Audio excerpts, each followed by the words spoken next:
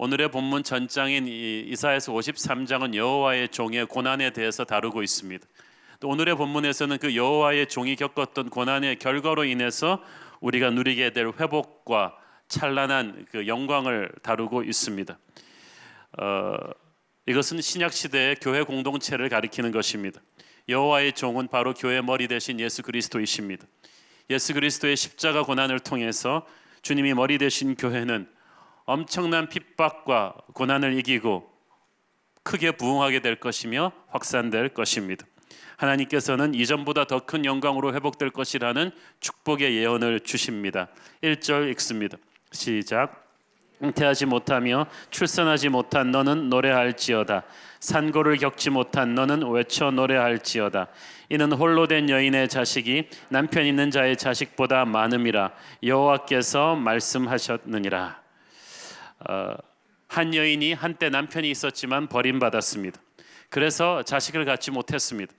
그 당시 남편에게 버림받고 자식이 없는 여인은 정말 사회에서 수치스러운 존재로 여겨졌었습니다. 그런데 어떤 기적 같은 반전이 일어났습니다. 그녀가 회복된 것입니다.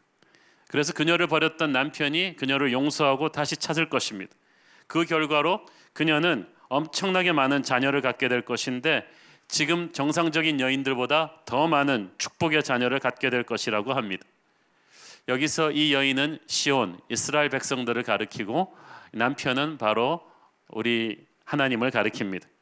하나님께서 한때는 이 이스라엘의 죄 때문에 그를 버리셨지만 이제 회복된 이 시온, 이 이스라엘을 다시 일으켜서 부흥시키시고 번성시키시겠다는 약속입니다. 그 번성의 그 부흥의 수준이 어느 정도냐면은 옛날 망하기 전보다 훨씬 큰 수준으로 하나님께서 축복하실 것이다라는 거예요. 지금 너무나 힘들어도 시온은 이 약속을 믿어야만 했습니다. 믿음은 아직 현실이 절망 같지만 하나님의 말씀을 믿고 축복된 미래를 붙잡는 거예요. 믿음은 이루어진 것들의 실상이 아니고 바라는 것들의 실상입니다. 보이는 것들의 증거가 아니고 보이지 않는 것들의 증거입니다. 지금은 힘들지만 축복의 미래가 반드시 온다는 것을 믿음의 눈으로 미리 보고 찬양하는 것입니다. 시온에게 밀려올 축복의 미래는 상상을 초월하는 스케일이 될 것입니다. 3절 읽습니다. 시작. 이는 내가 좌우로 퍼지며 내 자손은 열방을 얻으며 황폐한 성읍들을 사람 살 곳이 되게 할 것임이라. 시온은 이 넘쳐드는 이 밀려오는 사람들로 인해서 감당하지 못하게 커져서 이 물이 제방을 터뜨리고 넘쳐나는 것처럼 팔레스타인 이 땅에만 담을 수가 없어서 온 땅으로 이제 번져나가게 될 것인데 한때 사람들에게 버려져서 황폐케 된 성읍까지도 번져나가 거주하게 될 것입니다. 하나님의 백성들이 회복되면 그들만 살아나는 게 아니라 주변 사람들도 살리고 환경도 바꿔놓습니다. 황폐한 성읍들을 사람 살 곳이 되게 한다. 그러니까 축복이 있는 땅으로 내가 찾아가는 게 아니라 그냥 내가 가는 곳이 다 축복의 땅으로 변한다는 약속입니다. 이것은 훗날 신약 시대에 폭발적으로 부흥하는 교회를 가리킵니다. 성령이 우리에게 임했을 때 하나님의 교회는 이스라엘의 그 담벽을 뚫고 열방으로 번져나가기 시작하게 됩니다. 사도행전 1장 8절 시작. 오직 성령이 너희에게 임하시면 너희가 권능을 받고 예루살렘과 온 유대와 사마리아와 땅끝까지 이르러 내 증인이 되리라 하시니라. 하나님께서 우리를 그렇게 회복시키실 것입니다. 하나님께서는 그 시온을 수적으로만 회복시키는 것이 아니라 시온의 실추된 명예를 회복시키십니다. 사실 하나님의 위대한 약속에도 불구하고 이스라엘의 현실은 너무나 처참했어요. 아직도 바벨론에 포로된 상태였거든요. 인구는 계속 감소하고 있었습니다. 그래서 나중에 열방으로 번져나가기는커녕 얼마 안 있으면 지상에서 멸종될 것 같았던 민족 중에 하나로 이스라엘 포로들은 그렇게 분류되고 있었습니다. 그래서 하나님이 그들이 절망하지 않도록 격려하셨습니다. 4절 읽습니다. 시작. 두려워하지 말라. 네가 수치를 당하지 아니하리라. 놀라지 말라. 네가 부끄러움을 보지 아니하리라. 네가 네 젊었을 때의 수치를 잊겠고 과부 때의 치욕을 다시 기억함이 없으리니. 이 두려워하지 말라, 놀라지 말라고 하시면서 하나님께서 네가 수치를 당하지 않을 것이라고 하십니다. 놀라지 않을 거라고 하십니다. 굉장히 중요한 약속입니다. 젊었을 때의 수치는 과거 애굽에서 노예 생활하던 때의 수치고, 과부 때의 치욕은 현재 이스라엘의 바벨론 포로 생활을 가리킵니다.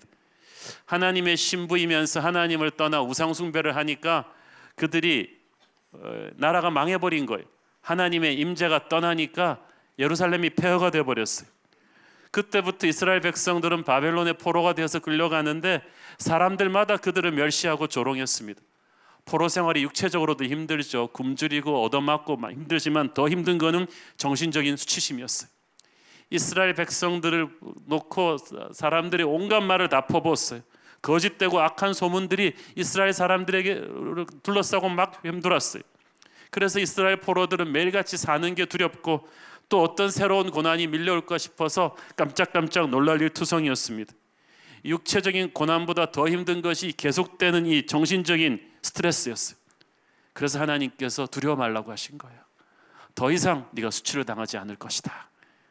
하나님은 하나님의 사람들이 억울한 공격과 비방으로 인해 겪는 정신적 스트레스를 다 알고 계십니다. 자존심이 땅에 떨어지고 명예가 훼손되었을 때 오는 수치심과 억울함을 다 아십니다. 그리고 약속해 주십니다. 이제 no more, 이제는 더 이상 없을 것이다. 하나님이 개입하시고 막아주실 것이라고 하십니다.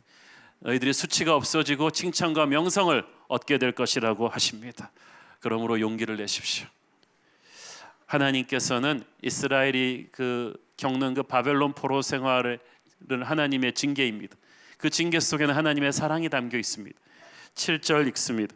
시작. 내가 잠시 너를 버렸으나 큰 긍휼로 너를 모을 것이요. 하나님이 그들을 바벨론의 포로로 끌려가게 하신 것은 그들을 죽이기 위함이 아니라 죄를 깨닫고 회개하도록 잠시 버리신 것입니다. 이게 굉장히 중요합니다. 바벨론 포로 생활 70년 긴 세월이죠. 그렇지만 하나님의 영원하신 계획 안에서는 잠시였어요. 이제 하나님께서는 큰 긍휼로 너를 다시 모으실 것이라고 하십니다. 여기서 모은다는 말은 포로된 곳에서 해방시켜서 이제 약속의 땅으로 데려와서 옛날의 축복과 부흥으로 다시 회복시켜 주겠다는 그 모든 것을 패키지로 말씀하시는 것입니다. 이전보다 더 큰 기쁨과 부흥을 부어 주시겠다는 것입니다. 8절 읽습니다. 시작. 내가 넘치는 진노로 내 얼굴을 내게서 잠시 가렸으나 영원한 자비로 너를 긍휼히 여기리라. 네 구속자 여호와께서 말씀하셨느니라. 내 얼굴을 내게서 잠시 가렸다는 말은 7절에 너를 잠시 버렸다는 말과 똑같은 거예요. 하나님은 우상 숭배한 이스라엘을 향해서 화를 내셨어요. 징계매를 때리셨습니다. 근데 문제는 하나님이 너무 착하셔가지고 화를 오래 못 내신다는 것입니다. 시편 30편 5절 시작. 그의 노여움은 잠깐이요 그의 은총은 평생이로다. 저녁에는 울음이 깃들지라도 아침에는 기쁨이 오리로다. 아멘. 우리가 잘못하면 하나님이 화를 내세요. 그렇지만 그 노여움이 잠깐입니다. 여기서 중요한 것은 바벨론의 70년 포로 생활이 이스라엘의 죄를 징계하는 하나님의 징계였다는 사실인데 그 징계의 무게가 지은 죄에 비해서는 훨씬 가볍다는 사실입니다. 사실 이스라엘은 수백 년이 넘도록 우상 숭배하면서 온갖 죄를 다 저지르면서 하나님 속을 썩였거든요. 그런데 징계의 매는 고작 바벨론의 70년 포로 생활이었어요. 사형을 받아야 마땅한 죄인을 한 2, 3년 징역 주고 끝낸 거예요. 그래서 그것만 생각하면은 70년만 생각하면 억울하고 힘들지만 그들이 지은 죄에 비교해 볼 때는 아무것도 아니라는 거예요. 그래서 우리가 이 징계 속에 우리의 죄만큼 우리를 벌하지 않는 하나님의 징계의 쇳주리를 맞으면서 하나님의 마음을 빨리 깨달아야 돼요. 그래서 징계 속에서는 하나님한테 원망하고 포기하는 게 아니라 아버지의 마음을 깨닫는 게 중요합니다. 히브리서 12장 5절 6절 시작. 또 아들들에게 권하는 것 같이 너희에게 권면하신 말씀도 잊었도다. 일러스되 내 아들아 주의 징계하심을 경히 여기지 말며 그에게 꾸지람을 받을 때 낙심하지 말라. 주께서 그 사랑하시는 자를 징계하시고 그가 받아들이시는 아들마다 채찍질하심이라 하였으니 저는 이 말이 굉장히 중요합니다. 아버지의 마음을 깨닫는 것이 빠르면 빠를수록 징계의 기간이 짧아집니다. 회복의 시간도 빨리 옵니다. 모세는 40년, 다윗은 또 10여 년, 이 요나는 3일 이렇게 징계 기간이 있잖아요. 하나님의 사람들, 하나님의 영웅들, 믿음의 영웅들도요, 자칫 잘못해서 교만해지고 안일해져서 죄에 빠지는 때가 있어요. 그러면 징계 채찍을 받고 회개한 뒤에 돌아와요. 그래서 놀랍게 하나님의 쓰임을 받습니다. 요나가 그 대표적인 인물 아닙니까? 요나는 맹탕이 아니었어요. 적어도 그 시대에 자기 백성들에게 복음 전하라는 일은 잘했어요. 그런데 적성국인 아수르의 니느웨에 가서 복음 전하라 그러니까 불순종하고 도망갔어요. 하나님의 사람인데도 하나님께 불순종할 때가 있습니다. 그때 하나님께서 폭풍의 바다에 요나를 던집니다. 물고기가 요나를 삼킵니다. 자, 멀쩡히 있는 사람을 물고기가 삼키면 그건 재앙인데, 폭풍의 바다에 있는 사람을 물고기가 삼키는 것은 재앙 중의 은혜예요. 물고기 뱃속이 축축하고 컴컴하고 힘들지만 바닷물에 빠져 죽는 것보다 훨씬 낫잖아요. 하나님의 징계가 오히려 우리를 최악의 상황에서 보존하는 수가 있습니다. 캄캄하고 축축하고 냄새나는 이 물고기 뱃속은 요나의 옛사람이 깨어지고 성령의 새 사람으로 거듭나게 하는 연단의 장소였습니다. 요나는 능력이 부족한 사람이 아니었어요. 마음가짐이 잘못되어 있었어요. 옛사람이 너무나 살아있는 거예요. 거기서 자기 자존심이 깨어지고 세상적인 방법으로 하나님의 일 하던 것이 그게 다 부서지고 정결해지는 것이 바로 이 물고기 뱃속이었습니다. 이것은 무덤이 아닙니다. 하나님이 우리를 연단케 해주는 풀무불이에요. 우리를 죽이기 위한 것이 아니라 정결하게 만드는 것입니다. 우리가 하나님의 사람이라고 하면서도 너무 세상적으로 하나님의 일을 하려고 하고 너무 인간적인 자아가 시퍼렇게 살아있으니까 이걸 깨고 부수고 정결하게 만드는 것이 바로 물고기 뱃속인 줄로 믿습니다. 이게 징계의 시간이에요. 히브리서 12장 11절 13절 시작. 무릇 징계가 당시에는 즐거워 보이지 않고 슬퍼 보이나 후에 그로 말미암아 연단받은 자들은 의와 평강의 열매를 맺느니라. 그러므로 피곤한 손과 연약한 무릎을 일으켜 세우고 너희 발을 위하여 곧은 길을 만들어 저는 다리로 하여금 어그러지지 않고 고침을 받게 하라. 아멘. 징계를 받을 그 당시는 너무 슬퍼요. 피눈물이 나요. 아파요. 그러나 여러분 힘을 내십시오. 하나님은 여러분을 지금 죽이려고 징계의 광야를 통과시키는 게 아닙니다. 여러분을 깨끗하게 만들고 있어요. 여러분을 성숙하게 만들고 있어요. 기도의 용사로 만들고 있어요. 그리고 정금같이 나오게 될 것입니다. 5절 읽습니다. 시작. 이는 너를 지으신 이가 내 남편이시라. 그의 이름은 만군의 여호와시며 내 구속자는 이스라엘의 거룩한 이시라. 그는 온 땅의 하나님이라 일컬음을 받으실 것이며. 이스라엘의 남편이신 하나님께서는 이스라엘을 완전히 버리지 않으셨어요. 징계 속에서 우리가 첫 번째 드는 생각은 하나님이 날 버렸나? 촛대가 떠난 것인가? 더 이상 나를 쓰시지 않을 건가? 나 끝난 건가? 그러나 그게 아니에요. 하나님은 회복을 시켜주세요. 하나님께서 이 이스라엘을 회복시켜 주시는데 어떤 결정적인 계기가 있었어요. 이스라엘 백성들의 어떤 행위가 하나님 마음을 움직인 거예요. 6절 읽습니다. 시작. 여호와께서 너를 부르시되 마치 버림을 받아 마음에 근심하는 아내 곧 어릴 때 아내가 되었다가 버림을 받은 자에게 함과 같이 하실 것임이라. 내 하나님께서 말씀하셨느니라. 버림받아 마음에 근심한다. 이 근심이라는 단어가 굉장히 중요합니다. 바벨론의 노예가 되어서야 이스라엘 백성들은 자기의 죄를 근심, 회개하기 시작했어요. 이 말은 회개라는 뜻이 우상 숭배의 죄로 인해서 하나님의 백성이면서 너무나 세상적으로 살아온 우상들을 방치하고 아주 세큘러하게 세상적으로 살면서 종교 의식만 가지고 예배드리던 그들의 그 가식적인 믿음이 얼마나 잘못된 것이었는가를 나라가 망하고 알았어요. 바벨론의 포로로 끌려와서야 알았어요. 탕자가 돼지우리에 떨어져서야 아버지의 집에 고마움을 알았듯이 버림받아 마음에 근심하는 아내는 마침내 회개하며 뉘우치는 이스라엘 백성의 모습입니다. 그들이 피눈물을 쏟으면서 회개하기 시작했던 거예요. 그랬더니 하나님이 그 회개를 받으시고 그들을 회복시켜 주시기로 하신 거예요. 하나님은 우리의 죄가 주홍같이 붉을지라도 눈과 같이 희게 씻어 주십니다. 그러나 반드시 회개라는 그릇을 통해서 회복을 주십니다. 역대하 7장 14절 시작. 내 이름으로 일컫는 내 백성이 그들의 악한 길에서 떠나 스스로 낮추고 기도하여 내 얼굴을 찾으면 내가 하늘에서 듣고 그들의 죄를 사하고 그들의 땅을 고칠지라. 아멘. 하나님의 백성들도 하나님 무시하고 기도 안 하고 세상적으로 막 살다가 징계를 받고 고난의 늪에 들어갈 수 있어요. 이때 살기 위해서 회개해야 되는데 역대하 7장 14절에서는 회개의 중요한 세 가지 요소를 가르쳐 주죠. 첫째는 악한 길에서 떠나는 것이고, 둘째는 스스로 낮추는 겸손이고, 셋째는 기도하며 하나님 얼굴을 찾는 것입니다. 첫째는 악한 길에서 떠나야 합니다. 회개는 단순히 와서 눈물 글썽이면서 I'm sorry 그러는 게 아닙니다. 나 미안해요 그러는 게 아닙니다. 잘못을 인정했으면 하나님 앞에서 그 악한 길에서 떠나야 돼요. 돌아서야 돼요. 유턴해야 돼요. 계속 악한 길로는 가고 있으면서 하나님 I'm sorry 그러면 안 돼요.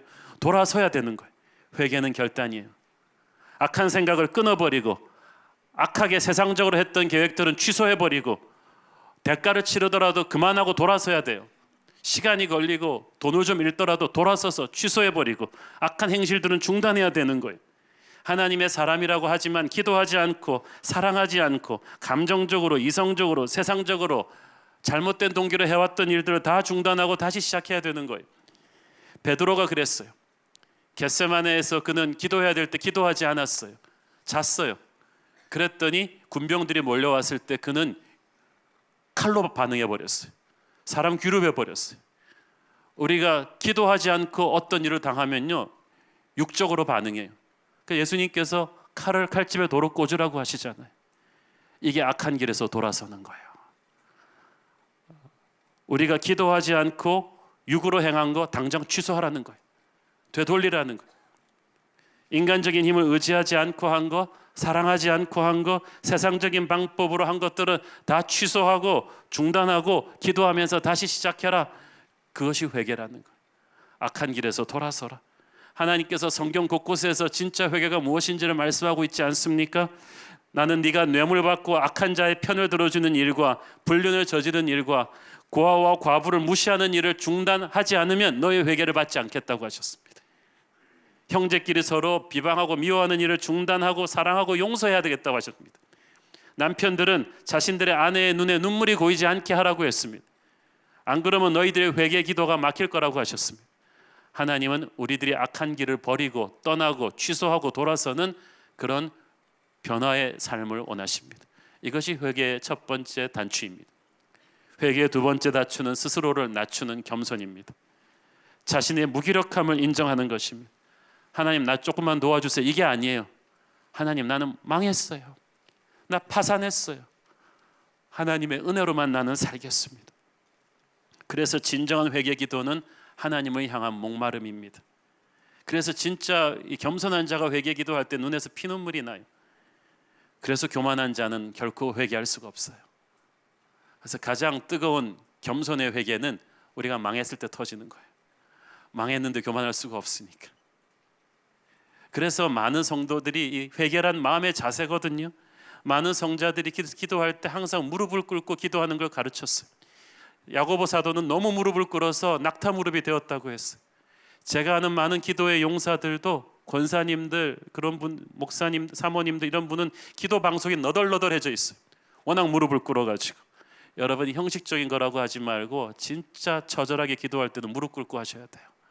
고개 빳빳이 세우고 하는 거 아닙니다. 그럼 기도하는 마음이 달라질 거예요. 회개는 겸손이거든요. 이사야서 66장 2절 시작. 나 여호와가 말하노라 내 손이 이 모든 것을 지었으므로 그들이 생겼느니라. 무릇 마음이 가난하고 심령에 통회하며 내 말을 듣고 떠는 자 그 사람은 내가 돌보려니와. 여러분 마음이 가난하며 심령에 통회하면 여러분을 하나님이 돌보실 줄로 믿습니다. 하나님은 겸손해질 때까지 매를 드셔서 하나님의 자녀를 꺾어뒀습니다. 그 매를 빨리 깨닫고 겸손해져야 은혜가 임해요. 회개의 세 번째 단계는 기도하며 하나님의 얼굴을 찾는 거예요. 회개한다 그러면서 기도하지 않는 사람을 저는 이해할 수가 없습니다. 하나님의 얼굴을 구한다는 것은 하나님의 자비를 구한다는 것입니다. 진짜 부서지고 가난한 마음이 되면 하나님 앞에서 자기 죄를 핑계하거나 합리화시키지 않습니다. 지금 제가 잘못했지만 저도 그만한 이유가 있었어요. 만약 제가 잘못한 게 있다면 제가 회개하겠습니다. 이런 거는 진짜 회개가 아니에요. 회개는 깔끔한 거예요. 제가 잘못했습니다. 제가 죄인입니다. 변명이 별로 필요 없어요. 그런데 아직도 자꾸 자기를 설명하고 있다, 합리화하고 있다, 들깨진 거예요. 회개하는 사람은 진솔하게 하나님의 용서를 구하며 하나님의 얼굴을 구합니다. 피를 토하는 그런 자기 고백이 있어요. 진정한 회개는 자기 죄를 회개하는 거예요. 자꾸 아직도 어설프게 교만한 사람 자꾸 남 보고 회개하라 그래요. 저 사람이 회개 먼저 하면 내가 회개하겠다고 합니다. 그거는 회개가 아니에요. 심령이 가난해지면 남의 죄가 아닌 자신의 죄가 보입니다. 형제 눈에 있는 티끌을 보기 전에 자신의 눈에 있는 들보를 빼면서 계속 눈물이 촉촉히 젖어 있는 사람, 그 사람이 가난한 회개하는 심령이에요. 그 사람의 마음을, 그 사람의 기도를 하나님이 받으시는 줄로 믿습니다. 하나님의 백성들이 함께 회개하는 것이 중요합니다. 회개의 심령이 가득한 성도들이 있으면요, 서로 자기 죄가 더 크다고 하면서 형제들끼리 서로 죄를 고백하며 끌어안고 울게 됩니다. 모든 기독교 역사의 부흥의 현장들이 그랬어요. 저는 교회사를 전공했는데 여러분, 교회 역사 2000년이요 유럽이나 아시아나 남미나 똑같아요. 이 교회 안의 역사를 보면 대부분 성도들 간의, 지도자들 간의 오해와 분규와 교리적인 갈등과 쓰라린 싸움의 역사였어요. 신학적 논쟁, 중세기에서 제일 똑똑한 사람들이 500년 동안 했던 논쟁이요, 바늘 끝 위에 천사가 몇 사람이나 앉을 수 있는가, 그거였어요. 그거를 중세기 최고의 학자들이 논쟁하면서 교단이 깨지고 나라가 깨졌어요. 인간이 그렇게 유치한 존재들입니다. 그거는 다 핑계고 우리 안에 독한 마음이 너무 많아요. 교만이 너무 많아요. 그러니까 사탄이 이용하는 거예요. 교회가 그래서 초대교회 때도 그랬어요. 갈라디아 교회, 빌립보 교회, 고린도 교회, 바울 사도 같은 위대한 목사님이 목회하셨는데도 서로 죽으라고 싸웠어요. 그래서 교회가, 이 교회 역사를 보면 이러다가 내부 분열로 망해버리지는 않을까 하는 위기의 때가 계속 있었지만 그때마다 하나님께서 부흥과 회복을 허락하셨습니다. 그래서 교회가 살아난 거예요. 세대마다. 이 교회를 살리는 부흥이 어떻게 시작됐는지 아세요? 유명한 목사가 설교한 게 아니에요. 리더십부터 서로의 죄를 통렬하게 자백하는 회개에서 시작된 거예요. 한국교회 역사를 바꿔 놓았던 1904년에 유명한 평양 장대현 교회 부흥도 그랬습니다.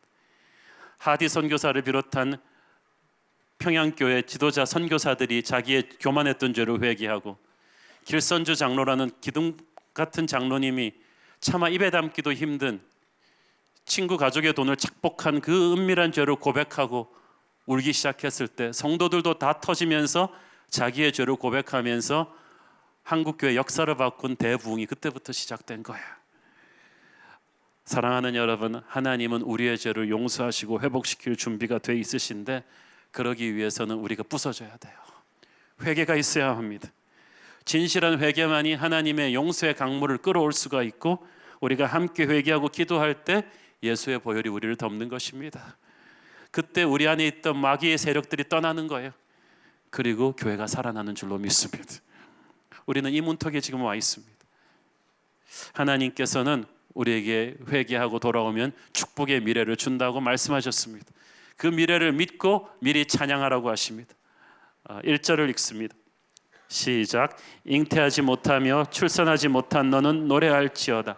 산고를 겪지 못한 너는 외쳐 노래할지어다. 이는 홀로 된 여인의 자식이 남편 있는 자의 자식보다 많음이라 여호와께서 말씀하셨느니라. 이 찬양은 믿음의 선포예요. 왜냐하면 하나님께서는 지금 현실이 하나도 안 바뀌었는데 시온에게 노래하라 그러는 거예요. 큰 소리로 노래하라는 게 찬양하라는 말이거든요. 원래 노래란 필이 받쳐줘야 하는 거잖아요. 대학에 붙고 나니까 휘파람을 나오면서 노래가 나오지, 대학 떨어지고 나서 그 취직시험 떨어지고 나서 노래하는 사람 봤습니까? 정신이 이상하지 않고는 못해요. 그런데 그 이상한 짓을 하나님이 지금 하라는 거예요. 아직 이 사람들은 바벨론에 포로된 상태거든요. 축복의 미래는 하나님의 말 속에나 있지 현실은 아니에요. 그런데 지금 찬양하라는 거예요. 그 말은 무슨 말이에요? 찬양은 현실이 어려워도 축복의 미래를 영의 눈으로 보고 김칫국부터 마시는 거예요. 믿음으로 선포해버리는 거야. 도저히 찬양할 수 없는 고난 속에 있지만 축복의 미래가 올 것을 확신하면서 미리 믿음으로 찬양으로 선포하는 거. 이걸 제일 잘한 사람이 다윗 아닙니까? 다윗의 시편을 보면 어떤 시편은 너무 장엄하고 너무 힘이 있어갖고 이건 다윗이 한참 잘 나갈 때 부른 시편 같아요. 근데 뜻밖의 다윗이 가장 힘들 때 부른 찬양이에요. 시편 57편이 그렇습니다.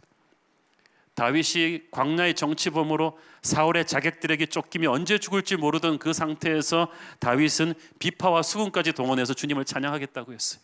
새벽을 깨우겠다고 했어요.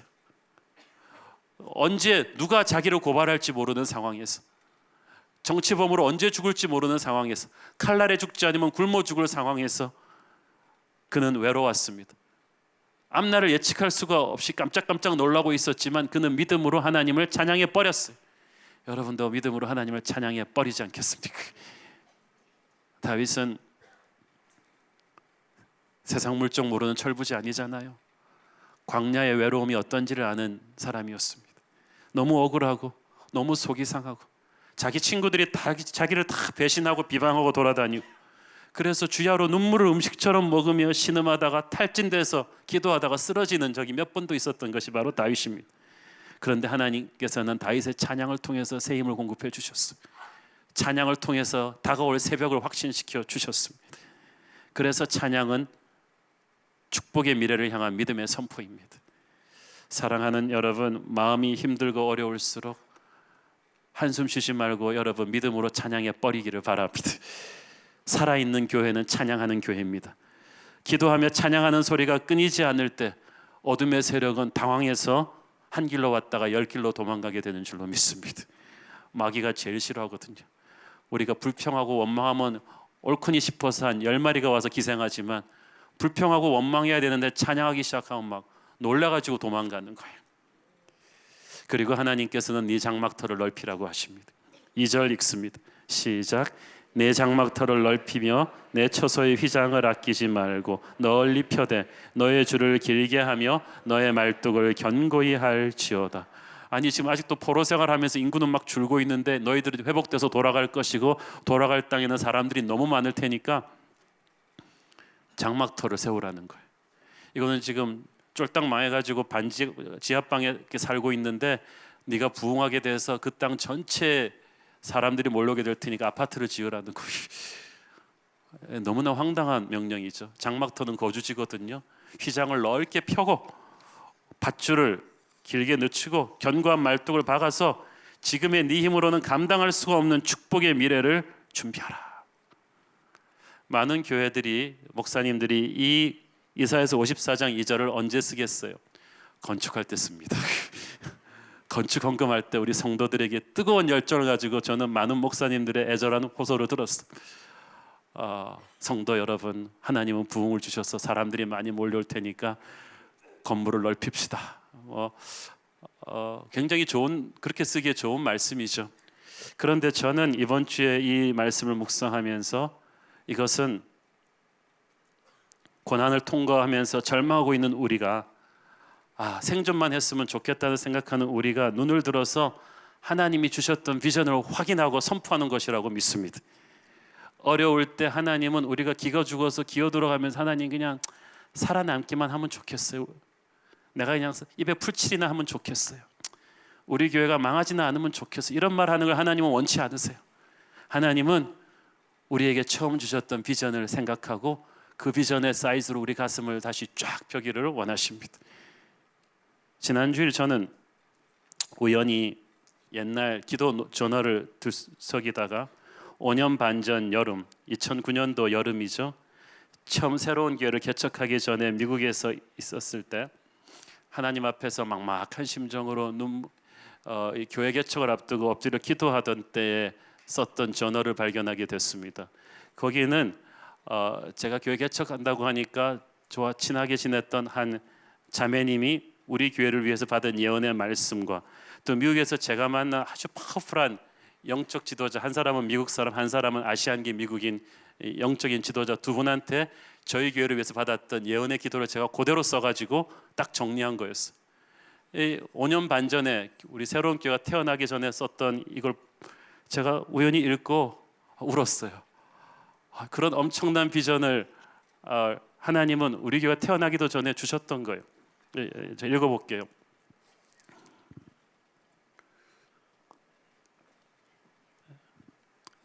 목사님, 당신의 교회는 작게 시작하지만 하나님께서는 그 교회를 사용하셔서 한국에, 중국과 아시아와 예루살렘까지 세계 곳곳으로 선교의 전투함들을 보내실 해군 기지를 만드실 것입니다.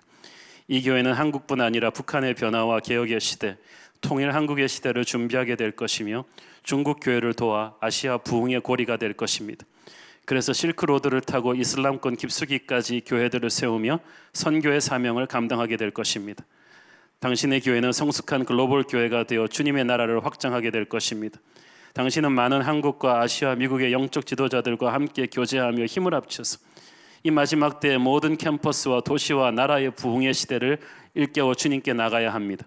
이를 위해서 하나님께서 새로운 포도부대로 당신의 교회를 탄생시킬 것입니다. 하나님께서는 그 교회의 영적 유전자를 준비시키셔서 성령의 능력으로 계속 하나님께 기도하는 운동과 교회 개척 운동을 일으키실 것입니다. 그래서 열방을 흔들고 지상 명령을 그분의 은혜 가운데 완수하기를 원하십니다. 목사님, 하나님은 아주 빠르게 움직이고 계십니다. 한국은 중국과 아시아와 전 세계 앞으로 10년 안에 큰 영향력을 미칠 것을 알고 있습니다. 당신의 교회는 정부와 비즈니스와 교육계와 연예계에 하나님의 군대를 일으켜서 신약의 사도행정적 능력을 가지고 거룩하게 행진하게 될 것입니다. 당신의 교회는 사회 최고 엘리트들을 전도하고 목회하겠지만 동시에 고아와 과부와 가난한 자들을 돌보는 그런 교회가 될 것입니다. 당신의 교회를 통해서 특히 수많은 젊은이들과 차세대 청소년들이 새로운 부흥을 경험하게 될 것입니다. 자녀들이 부모 세대보다 더 뜨겁게 하나님을 사랑하고 더 뜨겁게 하나님의 일에 헌신하게 될 것입니다. 그러나 목사님, 이 모든 것을 이루는 과정에서 영적 전쟁이 극심할 것입니다. 그러나 견디셔야 합니다. 기도하고 기도하며 견뎌내라고 하십니다. 그러면 하나님께서 놀라운 일을 이루실 것입니다. 5년 반 전에 쓴 거예요.